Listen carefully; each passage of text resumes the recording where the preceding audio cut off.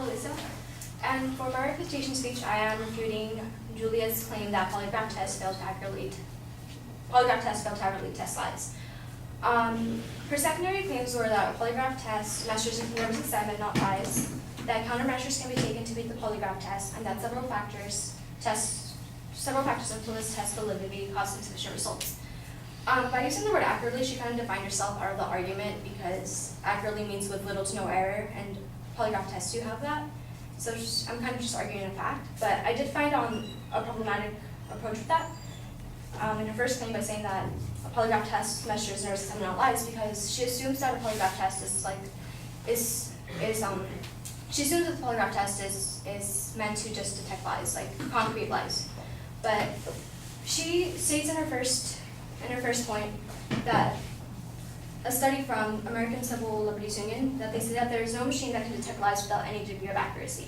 So by saying that there's no machine that can detect lies with any degree of accuracy, and she's saying that the polygraph machine can't detect lies accurately, there really is no argument. But like I said, she assumes that the only purpose for the polygraph machine is to test lies, when actually it doesn't test lies. It seems to just, I'm sorry,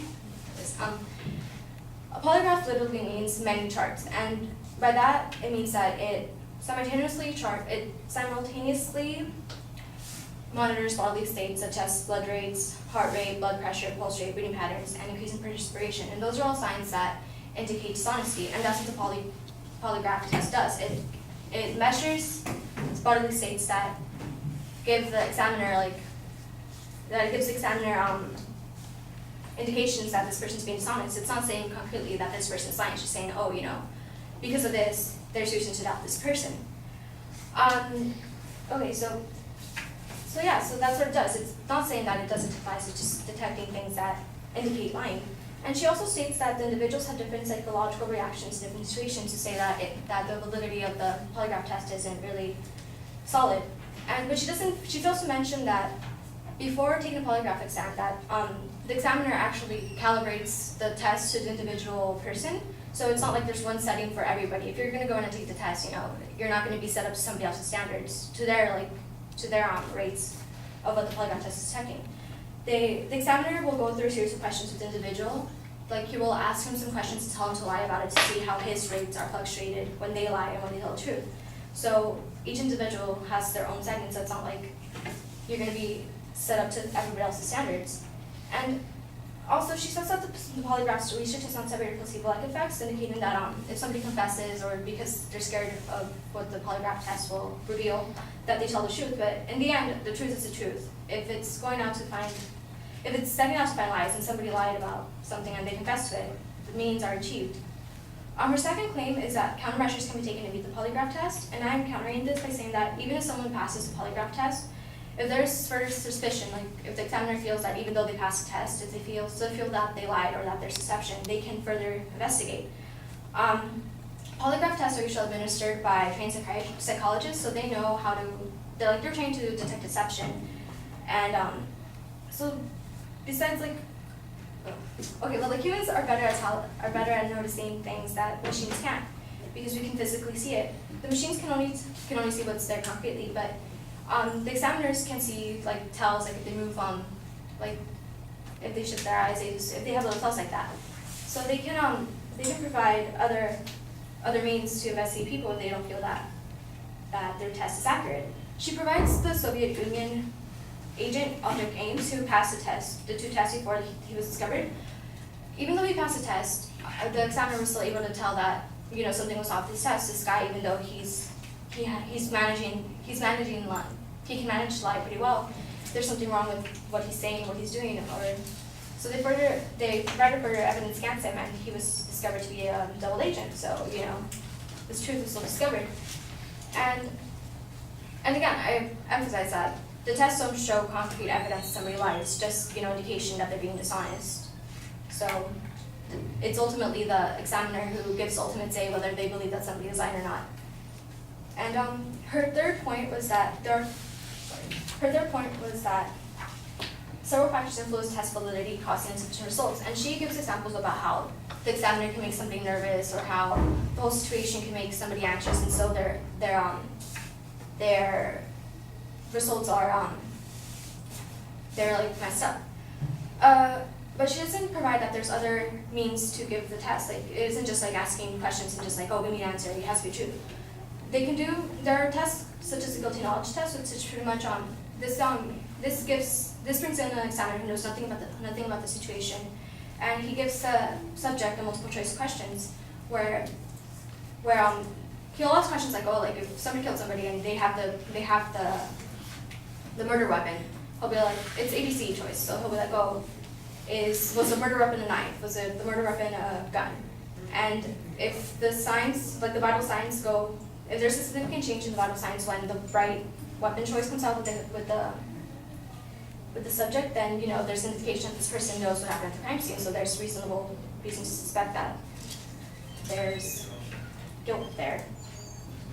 So it's not like we're just interrogating somebody and making them feel nervous. There's other ways to test a person without giving them reason to feel anxious. And again, the examiner goes over the questions with the person they're examining beforehand. So there's not going to be any confusion, because she says that there's that the results could be altered by confusion in the wording of the questions. So again, they go over the questions, they mention it to them, they ask if there's anything confusing about it, so that won't affect the validity of the situation. And that is it.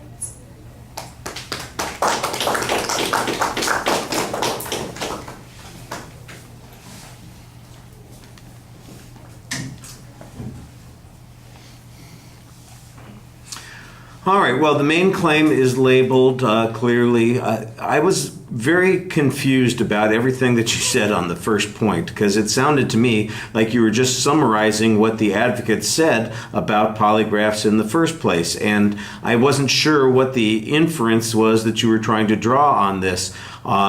At the end, I guess it comes down to that the polygraph just measures signs, and that somebody then has to make an inference from those signs, which I think is exactly what is happening here. What you need to be able to do is tell us that they're going to make accurate inferences from those signs, and I didn't really get that kind of data from you. It seems to me like there's got to be some information out there that suggests that there's some degree of consistency and some reliable level of results that either in testing or in actual practice we found with that, and I didn't get any data like that. And like I said, most of the stuff that you talked about on that particular point was mostly confusing. Now, on the other arguments, though, I did think that you were a little bit clearer. The issue about variations in responses, you kind of explained that.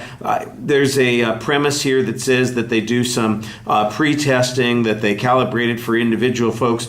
I'm assuming that you got that information from some source, but you don't cite the source in this particular case, and I think that's a little bit problematic. If there's a expert that talks about how calibration makes it less likely that there's going to be one of these variations that creates a problem, that would have been really useful to put into this. So it sounds to me like you've got some data that you're referring to, but I never hear any source being given on that, and I think that that's very problematic. On the countermeasures argument, for instance, you make this argument that says that there are suspicions that are likely to come up, and the psychologists, they're trained to recognize those kinds of things. I'm going, well, what kinds of things do people do that are supposed to defeat the polygraph that then psychologists would notice? I'm not sure. And then you've got an example. You say the Aldrich Ames case, that's exactly what happened. They could tell that there was something off. And I'm going, where does that come from? How do you know that that's how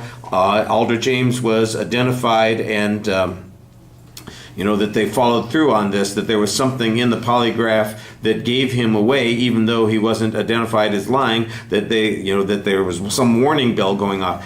Maybe there's a story here, maybe there's a piece of testimony or a psychologist who conducted this, maybe there's somebody who reviewed it afterwards and explains that this is how they knew this, but I don't know how you know this, and it sounds to me like an assertion at this point. So I think you've got the right argument there, but you're lacking the source citations on that point that would make it effective. And then the third point, basically it sounds like there are other ways to manage the test to make it more accurate, or there are other variations of the test that would reduce these kinds of problems. And again, I think that that's probably a good argument to make, but once again, it sounds like you've got data here that you're not citing in this argument, and so that's, I think, a little bit problematic. I think you've got the right issues and the right ideas, but you're not citing the evidence very much, and as I've said in some of the other arguments, there's not as much contrast on these arguments as there ought to be. All right, thank you.